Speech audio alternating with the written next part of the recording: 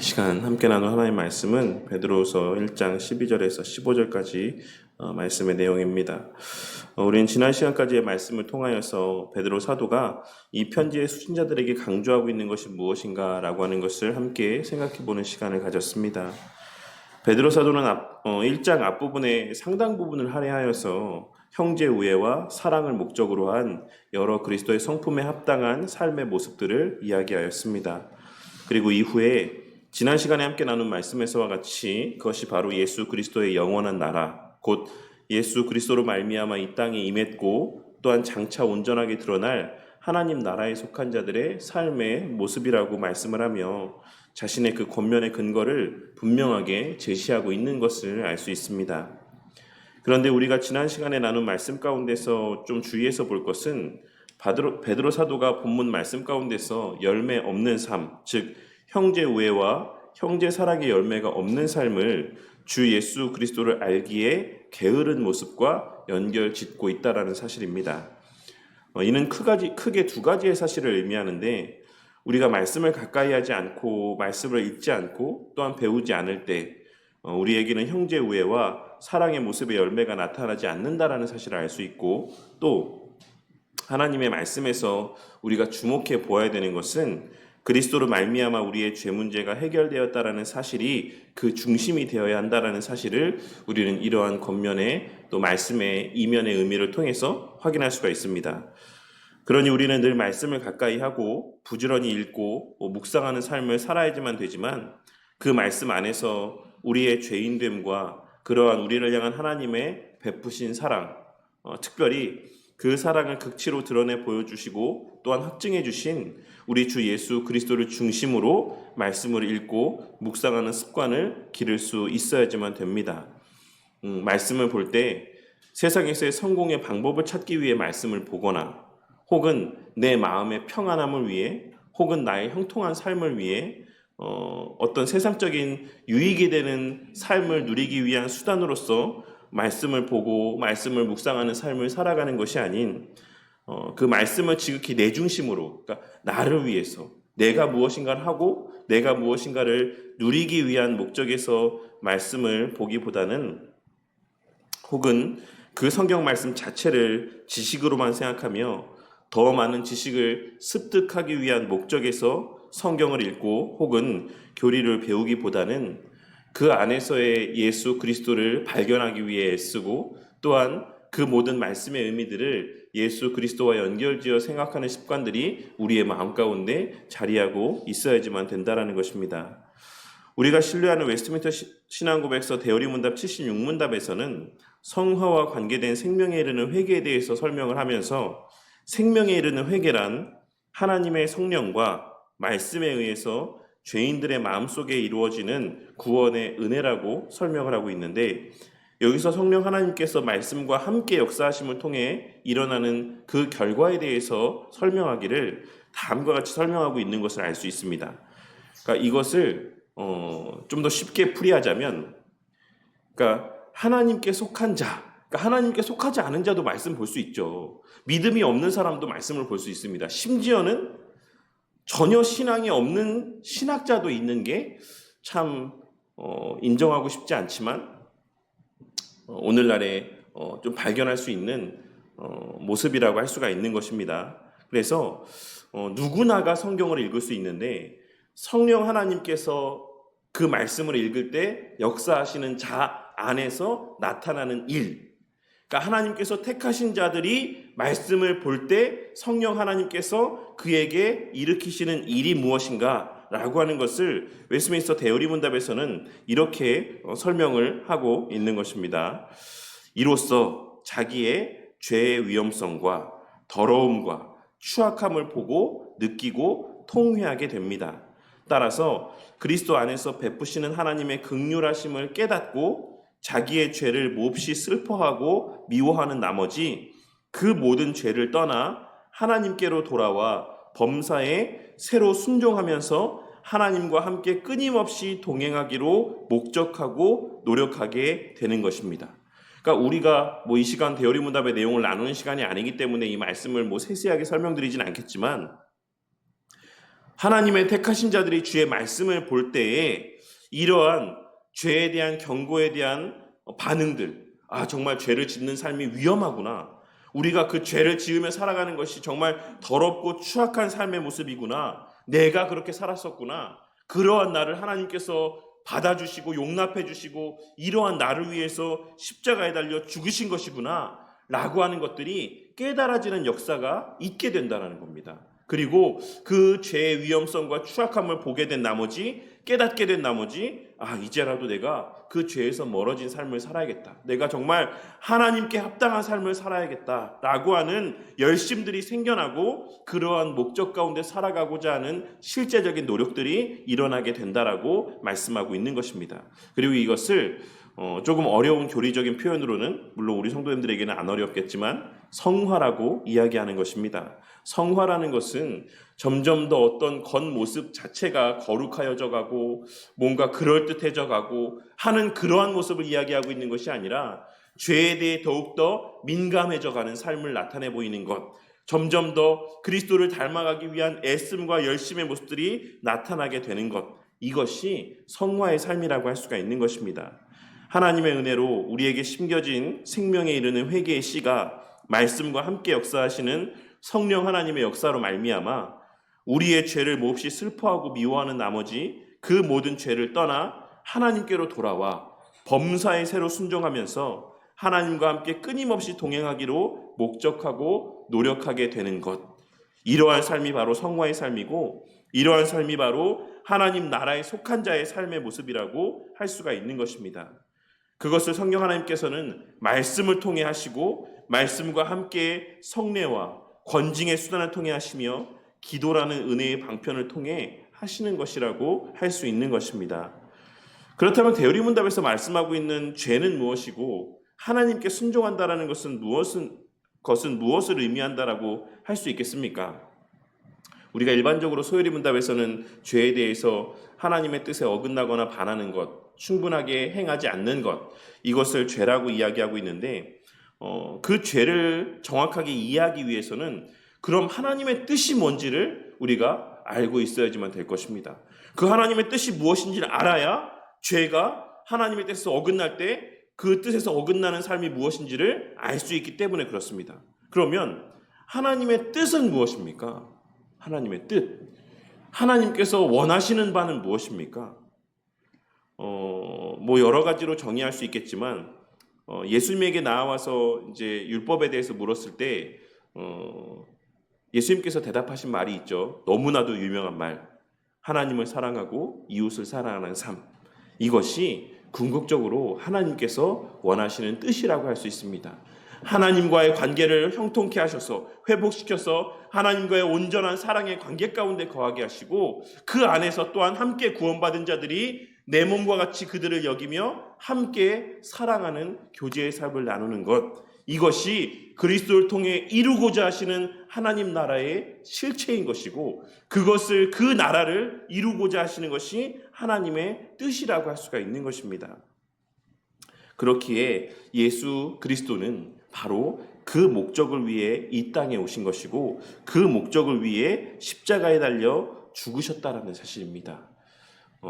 그렇기에 오늘 말씀 가운데서 앞부분에서 베드로 사도가 그리스도를 아는 것과 또 그 이후에 이어지는 삶을 연결지어서 말씀하고 있는 것은, 그 목적과 그 뜻과 그 희생의 가치를 아는 자들은 형제 우애와 형제 사랑의 삶을 나타내 보이며 살아갈 수밖에 없다라고 하는 사실을 말씀하기 위한 과정에서의 언급이라고 할 수가 있는 것입니다. 그리스도 안에 거하는 자들은 늘 말씀과 기도 가운데 살아가게 되어 있고, 그 말씀과 기도의 은혜 가운데 성령 하나님의 역사로 그러한 깨달음이 있을 수밖에 없습니다. 그것이 하나님의 정하신 방식이기 때문에 그렇습니다. 그리고 그것이 바로 하나님 나라에 속한 자들을 향한 예수님의 말씀인 마태복음 7장에서의 기도와 관계된 가르침의 내용과도 같다라고 할 수가 있습니다.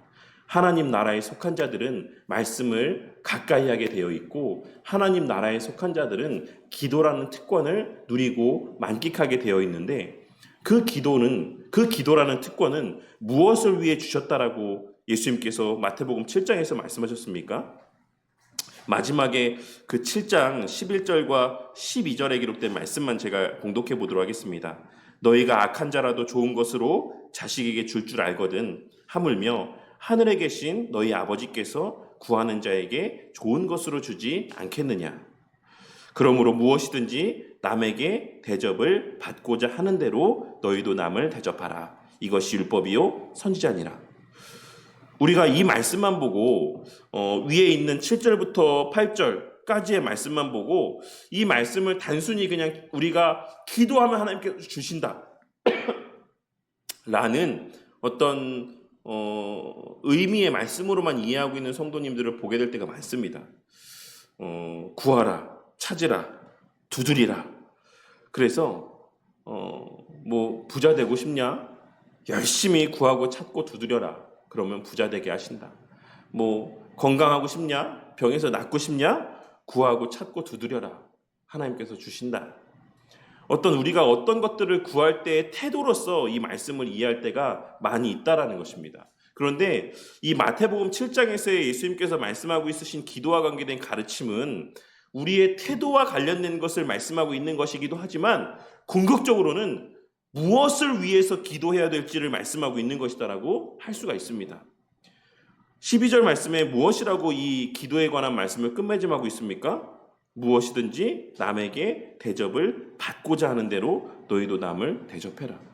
그러면 이 기도를 어떤 목적을 위해서 기도하라고 말씀하고 있는 것이겠습니까? 내가 받고 싶은 대로 남에게 대접할 수 있도록 기도해라. 내 몸을 사랑하는 것처럼 내 이웃을 사랑할 수 있기를 위해서 기도해라. 근데 이게 뭐라고 말씀드렸죠? 이게 하나님의 뜻이라고 말씀드렸습니다. 그래서 하나님의 뜻을 위해서 기도하라고 말씀하고 있는 거예요.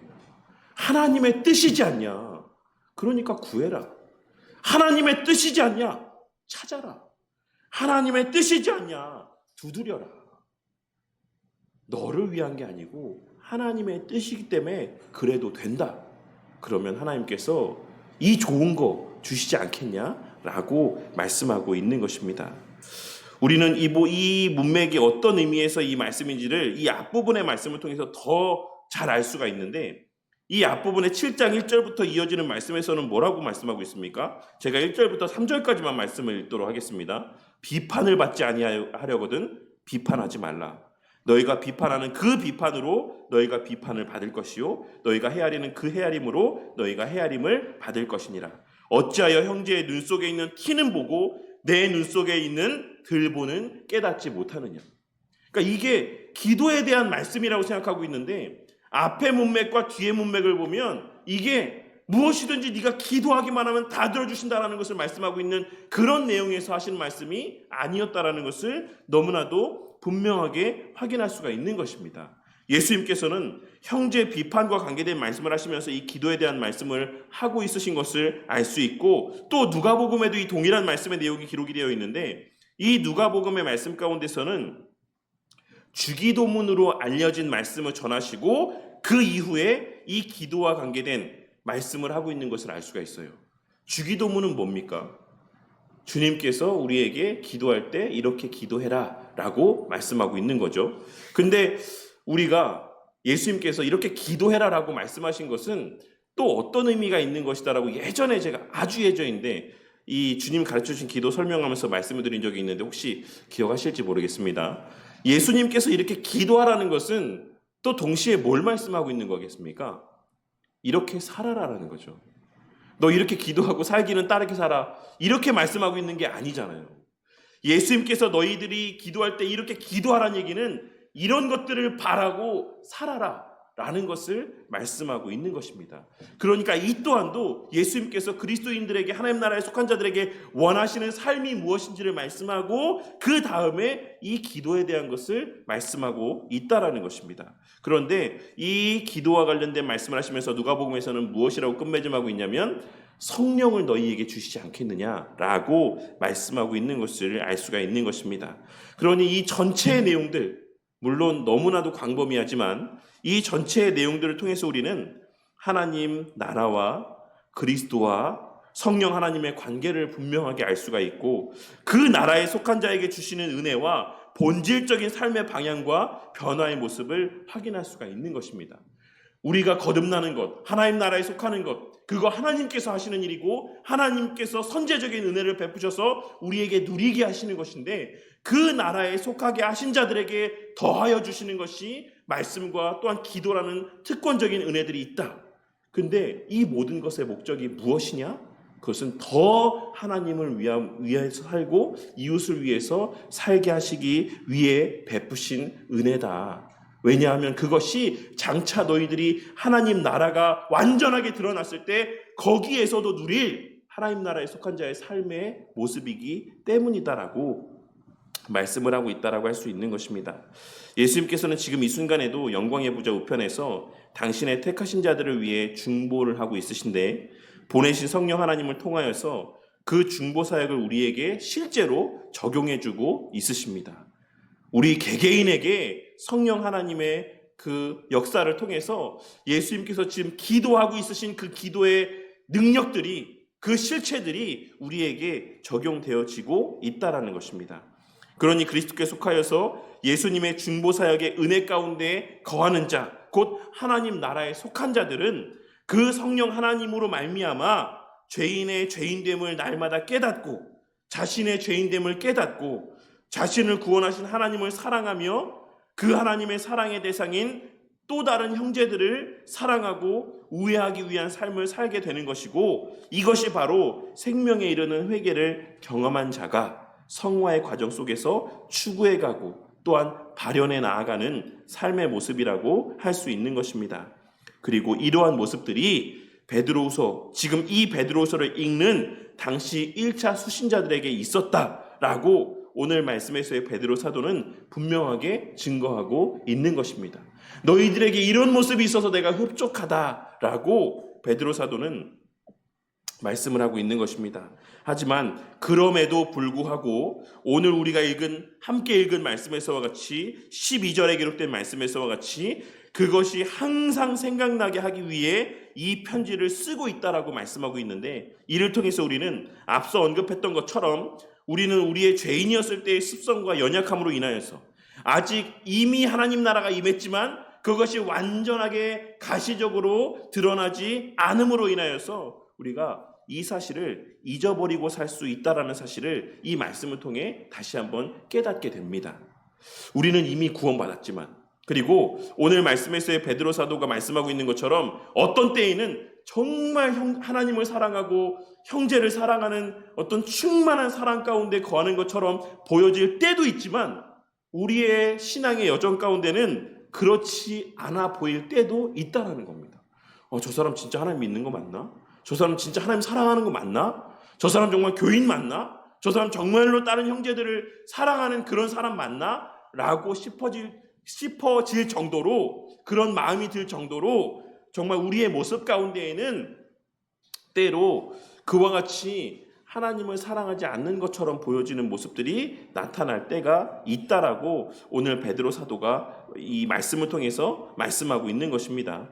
우리가 말씀을 멀리하거나 혹은 말씀을 내 중심으로 볼 때, 말씀을 내 중심, 내 성공 중심, 내 만족 중심, 내 유익 중심, 혹은 세상적인 가치관 중심으로 우리가 말씀을 보게 될 때, 우리는 말씀을 보기는 보아도, 말씀을 듣기는 들어도, 말씀을 묵상하기는 묵상해도 결국 하나님 사랑과 형제 사랑의 마음을 잃어버릴 수 있다는 사실을 우리는 베드로 사도가 계속해서 말씀하고 있는 이 베드로후서 전체의 1장에 기록된 말씀의 내용을 통해 발견하고 깨달을 수 있어야지만 된다는 것입니다.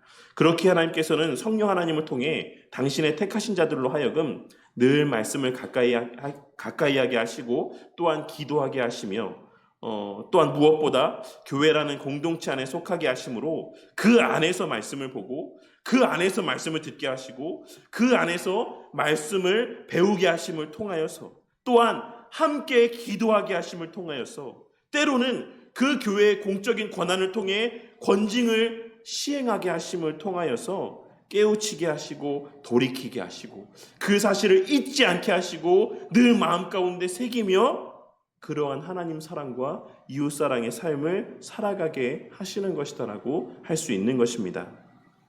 오늘 말씀을 통하여서 하나님의 말씀을 보게 하시고 듣게 하시며 예수 그리스도의 우리를 향한 십자가 대속의 희생과 사랑을 성례를 통해 특별히 성찬을 통해 우리에게 보게 하시고 또한 만지게 하시고 그것을 먹게 하시고 마시게 하심으로 늘 잊지 않고 마음에 새기게 해주시는 이 교회라는 공동체의 가치를 다시 한번 깨닫게 되는 은혜가 있으시기를 바랍니다.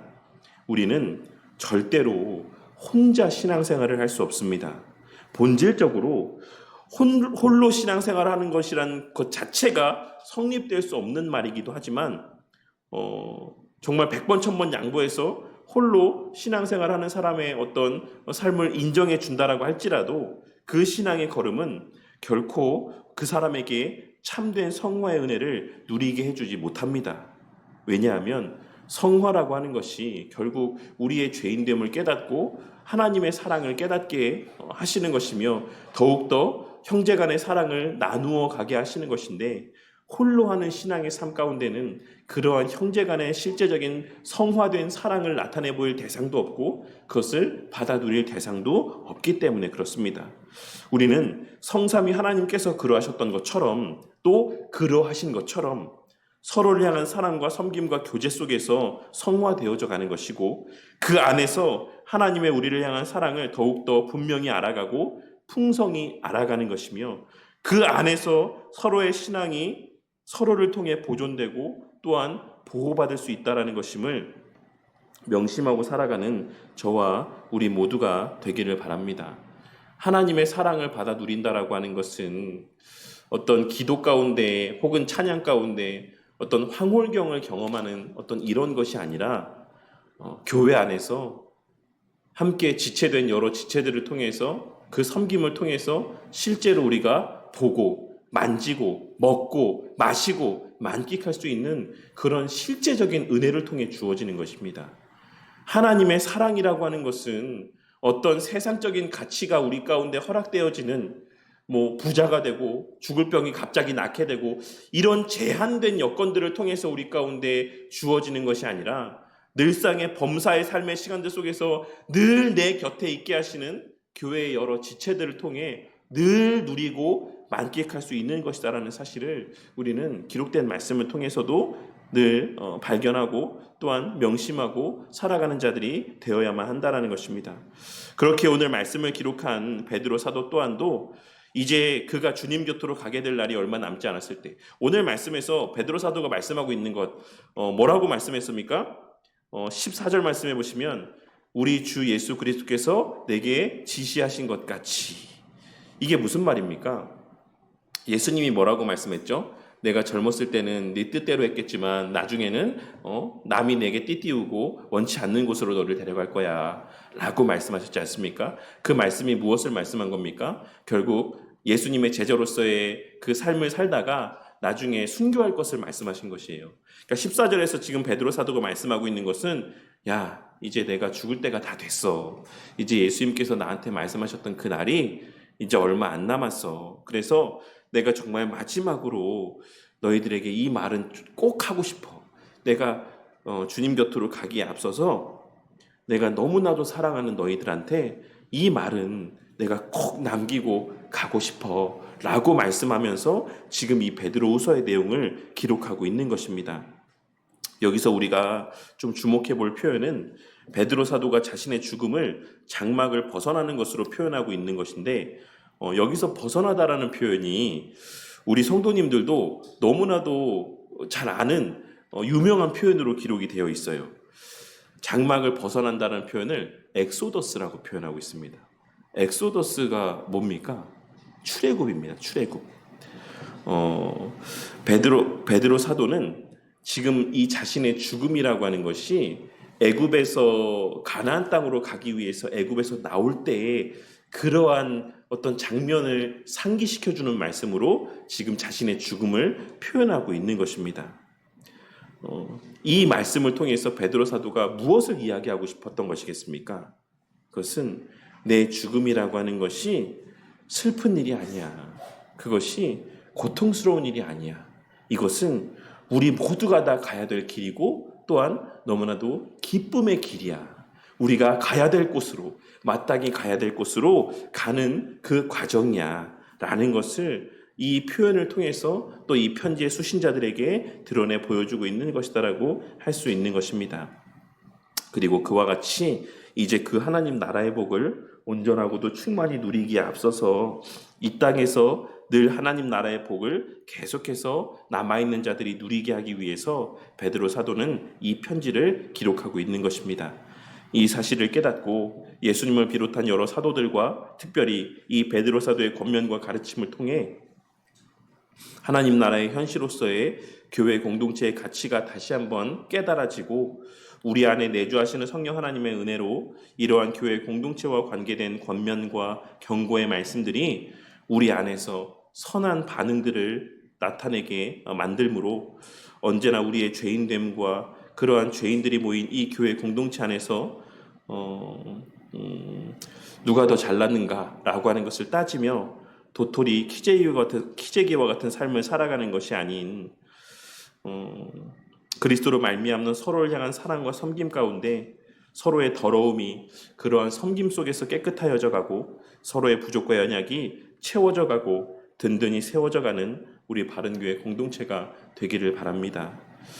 다 부족하고 연약한 자들끼리 모여서 네가 잘났네 내가 잘났네 누가 더 더럽네 덜 더럽네 이런 것들을 따지고 서로를 깎아내리고 그나마도 얼마 있지 않은 그런 아름다움까지 훼손해가는 그러한 우리의 모습이 아니라 오직 그리스도께서 우리에게 베푸신 사랑을 기억하며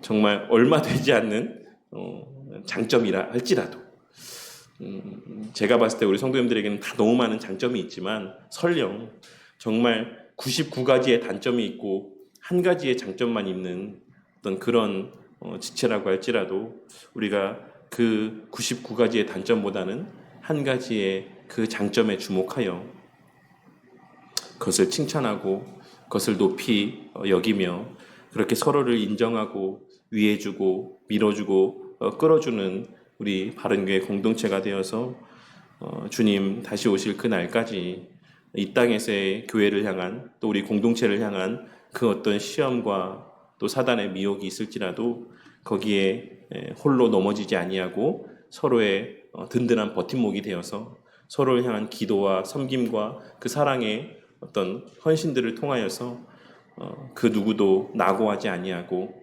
주님 부르시는 그 날까지 함께 또 주님 안에서 사랑의 교제를 나누다 또 훗날 그 새하늘과 새 땅에서도 정말 기쁘고 복된 온전한 기쁨의 교제를 나누게 되는 우리 바른교회 공동체가 되기를 혹여라도 그럴 일 없겠지만 네가 여기 왜 있어? 라고 하는 이런 반응들을 나타내 보이지 않는 저와 우리 모두가 되기를 주님의 이름으로 간절히 축원합니다.